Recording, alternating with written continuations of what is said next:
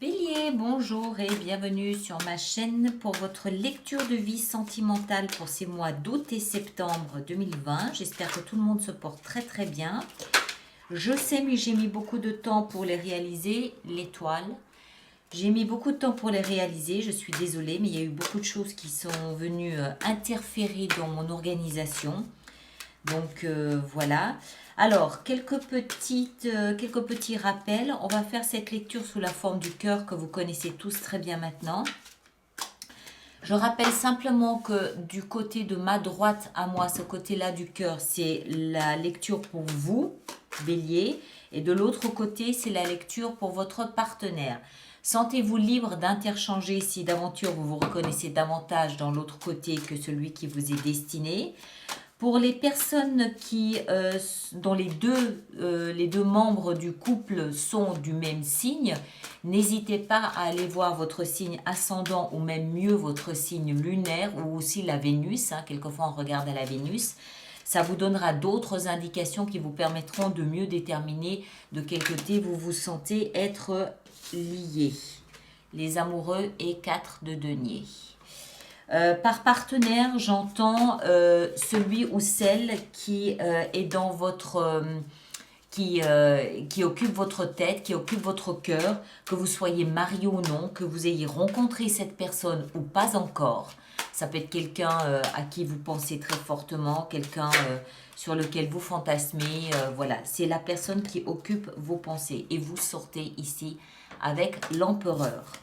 Alors, on va faire ça tout de suite. Je rappelle aussi que cette lecture aura son extension, d'accord?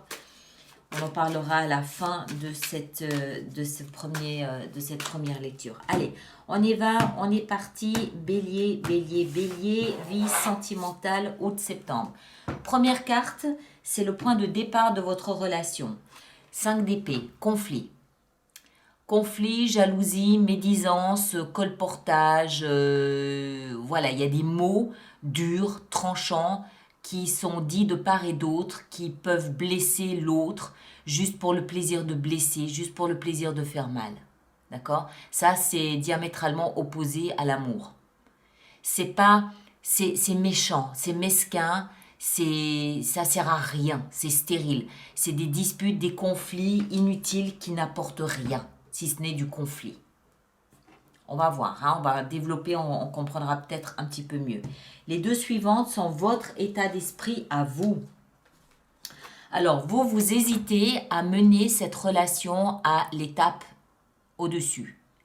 Vous avez peut-être envie de la stabiliser, peut-être envie de vous engager davantage, d'officialiser peut-être même aussi cette relation par le biais d'un mariage, par le biais peut-être d'emménager ensemble. Vous avez envie de solidifier, de pérenniser cette relation et pourtant c'est une décision qui est difficile à prendre. Maintenant, probablement à cause des conflits, vous hésitez. Vous ne savez pas trop quel chemin prendre, vous aviez cette intention de solidifier la relation, mais en même temps, c'est une décision qui n'est pas aussi évidente et aussi claire qu'elle a pu l'être par le passé. D'accord? Les deux positions suivantes sont l'état d'esprit de votre partenaire. Alors, votre partenaire, lui, va relativement bien. Il va relativement bien, il est en train de faire le bilan de ce qu'il a mis dans cette relation, peut-être surtout ce qu'il a investi en termes de finances, d'argent, ou en termes peut-être aussi d'énergie. D'accord? Il a peut-être investi beaucoup d'énergie et il a mis tout ça dans cette relation, il est en train de faire un petit peu le point, le bilan. Votre partenaire semble être quelqu'un qui a besoin de temps pour avancer. C'est pas des choses, ce n'est pas... comment est-ce que je veux dire, c'est quelqu'un qui avance lentement, mais sûrement, mais lentement, très lentement, d'accord? Ça prend du temps jusqu'à ce que ce partenaire sache vraiment ce qu'il veut, comment il veut le faire, voilà, ce genre de choses. Moi, j'ai un peu l'impression qu'il fait le point pour savoir où il en est sur le plan financier. C'est surtout les finances qui l'intéressent. C'est son état d'esprit. Il n'est peut-être pas complètement dans la relation à cause d'un problème d'argent. Enfin, il n'y a pas de problème, c'est pas ça. C'est l'état d'esprit. L'état d'esprit est occupé par les finances. ou ce qu'il a investi dans la relation, le temps, l'énergie, l'argent, ce genre de choses. La position suivante, c'est votre passé à vous. Vous avez manifesté des choses. Vous n'avez peut-être pas non plus manifesté les bonnes choses pour que la relation soit aujourd'hui un peu conflictuelle. D'accord? Vous aviez toutes les cartes en main. Vous aviez, hein, c'est le passé. Vous aviez toutes les cartes en main pour faire de cette relation ce que vous vouliez en faire. Vous vouliez vraisemblablement l'amener à un niveau supérieur. Et pourtant, vous êtes en conflit. Alors, qu'est-ce qui se passe? Est-ce que vous avez manifesté les mauvaises choses? C'est possible. C'est possible. Le passé de votre partenaire, lui, je pense qu'il a déserté. Je pense que votre partenaire a déserté. 6 d'épée, ça devait être trop conflictuel, trop dramatique, trop conflictuel et trop dramatique pour qu'il reste là. Il s'en est allé, il a pris le large en faisant le bilan, en faisant le point de là où il en est. C'est ce que je pense. Les deux positions suivantes, c'est les actions que vous engagez. 3 de denier et 4 de denier. Alors, pour moi, vous ne vous lâchez pas l'affaire. 4 de denier. Alors, c'est pareil. Hein, les deniers, comme je le disais ici précédemment pour votre partenaire, ça nous explique que là, vous êtes plus dans le « Ok, maintenant, je vais prendre le temps. Je vais prendre le temps pour essayer de rebâtir quelque chose, de reconstruire quelque chose. » Vous êtes dans la collaboration, vous êtes dans l'ouverture, dans le dialogue. Vous êtes dans le « Ok, chacun son tour, chacun dit ce qu'il a à dire, chacun fait un effort. » En fait, vous êtes plus ici avec cette 3 de denier, plus un petit peu sur, pas en retraite, mais plus ouvert au dialogue, plus ouvert à l'échange, plus ouvert à, pas forcément à la négociation, mais le compromis. D'accord? Vous n'êtes pas sur le devant de la scène. Vous vous tenez un petit peu derrière et vous êtes ouvert à essayer de comprendre ce qui se passe en termes peut-être d'argent, mais aussi il ne faut pas oublier que les deniers nous parlent également de la valeur qu'on se donne à soi-même, la considération qu'on a pour soi. Donc est-ce que là vous faites un peu profil bas? C'est possible. En tout cas, vous lâchez pas l'affaire, vous vous agrippez à ce que vous avez décidé. 4 de denier, vous ne vous investissez pas, mais vous ne lâchez pas non plus. Il y a une espèce de stagnation ici dans la position dans laquelle vous êtes. C'est les actions engagées. Vous montrez que vous êtes ouvert, mais en même temps, vous ne bougez pas trop. Le partenaire, les actions engagées sont les amoureux et le valet d'épée. Alors,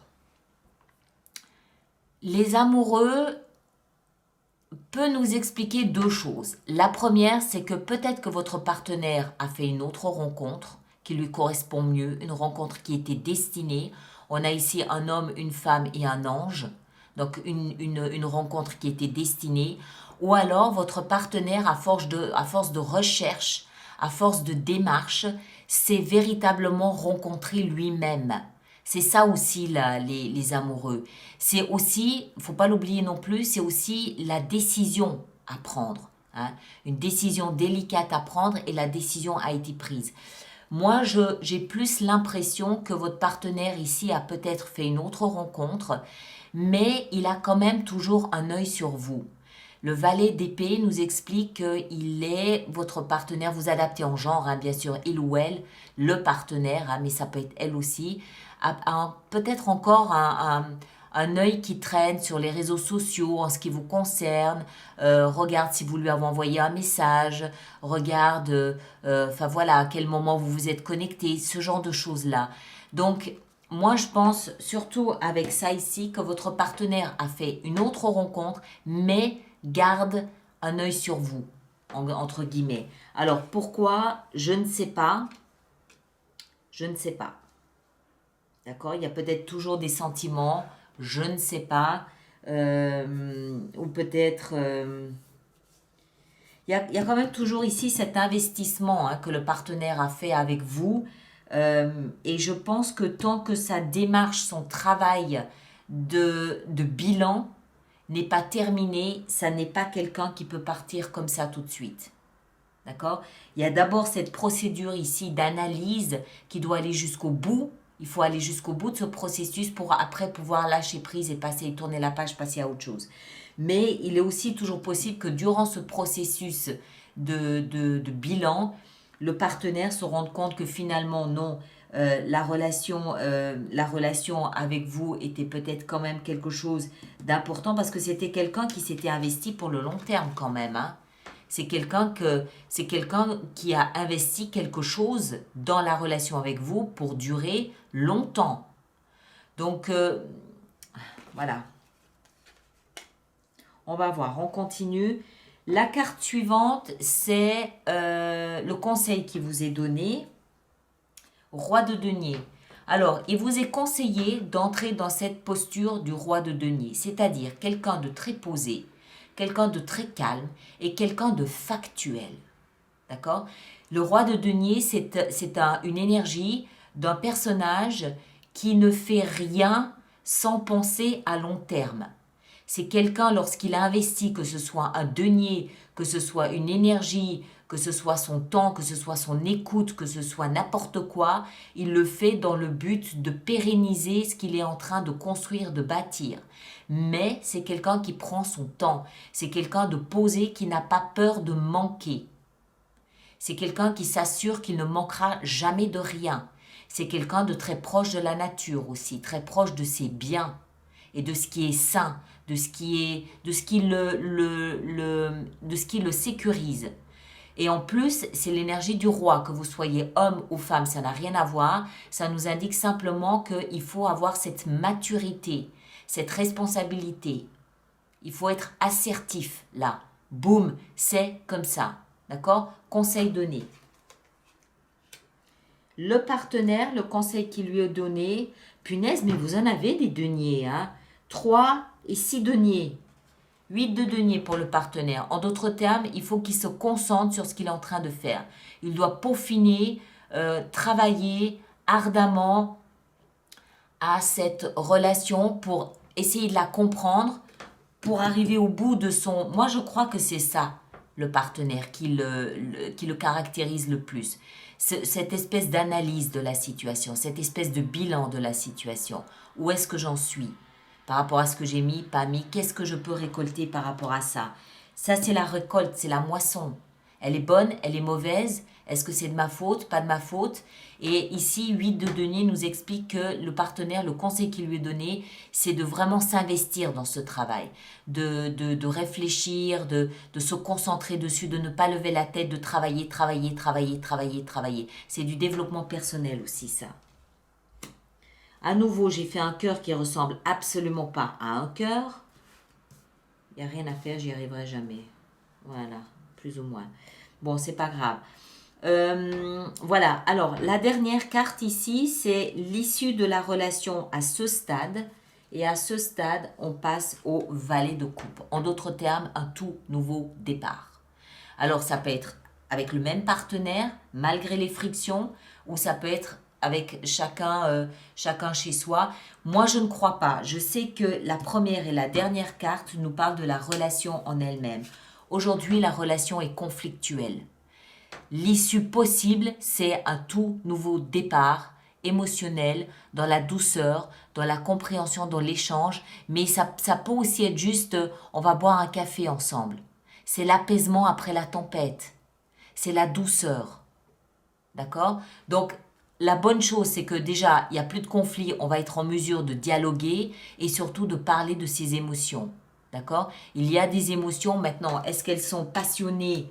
Je ne sais pas. Est-ce qu'elles sont amicales? Je ne sais pas. Toujours est-il qu'on quitte cette zone de conflit, cette zone difficile. D'accord?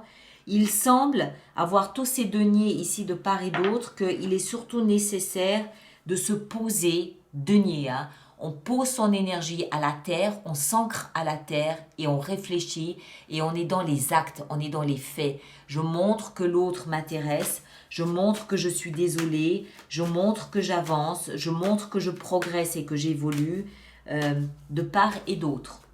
D'accord? Alors, on va faire notre petite extension pour cette lecture. Donc, toutes les personnes pour qui cette lecture fait résonance. Il existe un approfondissement, une extension, comme on l'appelle, qui se trouve à partir de maintenant exclusivement sur mon site internet. D'accord? www.alice-nicolas.com. Vous avez toutes les informations à ce niveau-là. Ici, on a le pape. C'est le même que vous aviez dans votre état d'esprit. Vouloir solidifier la relation. Vous avez l'air d'être plus posé, plus volontaire à faire quelque chose de cette relation. Mais votre partenaire, tout ce qu'il a investi, il l'a investi pour le long terme. Néanmoins, il semble être parti. Temporairement, définitivement, je ne sais pas. La 2 d'épée, le choix, la décision. Alors, on va commencer par la 5 d'épée. Qu'est-ce qu'on a sur la 5 d'épée? 5 d'épée, le point de départ, on a 7 de bâton. Chacun se protège. Chacun défend sa position, chacun se protège. C'est la guerre des roses. Dans votre état d'esprit à vous, qu'est-ce qu'on a avec le pape et la 2 d'épée? Votre état d'esprit est à la tempérance désormais. Vous calmez le jeu. Très bien. L'état d'esprit de votre partenaire, il est à la reine de bâton. Votre partenaire est tout en flamboyance. Le passé, on l'enlève. Et puis, on va venir ici dans les actions engagées. Alors, qu'est-ce que vous engagez, vous, comme action avec ces deniers? La modestie et l'échange. Vous voulez la réciprocité, vous voulez l'échange. C'est les actions que vous engagez. Vous montrez que vous êtes ouvert à échanger dans la relation. Les actions engagées par le partenaire avec ses amoureux et le valet d'épée. On a justice. Justice est rendue pour votre partenaire. Ouais. Action conseillée pour vous avec le roi de denier. Qu'est-ce qu'on a avec ça? On a la 2 de denier. Il va falloir choisir une position. Et votre partenaire avec cette 8 de denier, qu'est-ce qu'il a lui? Il a la 9 d'épée. Je pense qu'il y a une espèce d'obstination ici de la part du partenaire à travailler sur la relation. Pendant l'extension, je peux décider d'en rajouter si j'estime que c'est nécessaire. Et là, vraisemblablement, c'est un endroit où je vais devoir en rajouter. L'issue de la relation avec ce joli valet de coupe, on a le monde. Un tout nouveau départ. D'accord? Un nouveau départ. Ici, c'est une porte qui se ferme et une autre qui s'ouvre. Une porte se ferme, une autre s'ouvre. Point. C'est la relation, hein? D'accord? Je ne pense pas que ce soit chacun de son côté. C'est la relation. Il y a une porte qui s'est fermée, une nouvelle qui s'ouvre. Maintenant, c'est peut-être une nouvelle porte qui s'ouvre sur une rupture. C'est possible, je ne sais pas. Allez, je m'arrête ici. Donc, tous ceux qui me rejoignent pour l'extension, à tout de suite sur le site internet. Et les autres, merci de partager, de liker, de laisser vos commentaires et de vous abonner si ce n'est pas déjà fait. Et on se retrouve au mois d'août pour d'autres lectures. D'accord? Merci beaucoup, à très bientôt.